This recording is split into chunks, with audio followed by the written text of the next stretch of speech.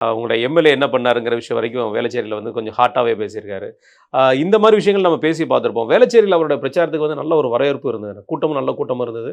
வித்தியாசம் ஏன்னா இதுவரைக்கும் அங்க காங்கிரஸ் வேட்பாளர் மீது பயங்கர அதிருப்தி மக்கள் மத்தியில இருக்கு. அத எப்படி பார்க்குறீங்க? ஏன்னா மத்த இடங்கள விட வேளச்சேரியோட இது வித்தியாசம். ஏன்னா அவரு வேட்பாளரும் கண்ணாடி குடுத்து, முத்தம் குடுத்து ஒரு என்னமோ அவங்க மீம்ஸ் போடுற அளவுக்கு அவரும் பண்ணிட்டாரு.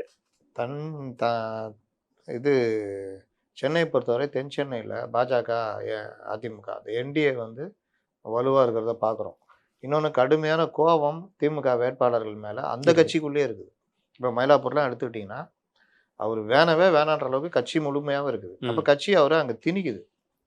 திணிக்கும்போது அவனுக்கு இயல்பாவே ஒரு ஆத்மார்த்தமா வேலை செய்யணும்னு தோணாது. ம்.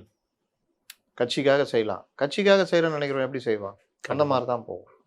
அதே மாரி இந்த ஹசன் மௌலானா. அவருக்கு இந்த தடவ சீட்டே கிடையாது. மாசு தான் அங்க நிக்க போறார். திமுக எடுத்துக்க போகுதுன்ற அளவுக்கு பேசுனாங்க.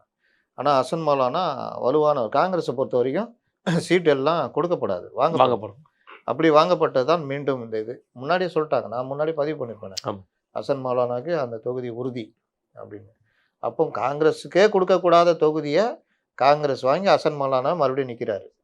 அப்போ இவரு வந்து அந்த மழை வெள்ளத்துல 2023ல அதிகம் ஃபேமஸ் ஆனது இவரும், எபினேசரும், இன்னும் 2, 3 ஆமா. திமுக எம்எல்ஏக்கள்.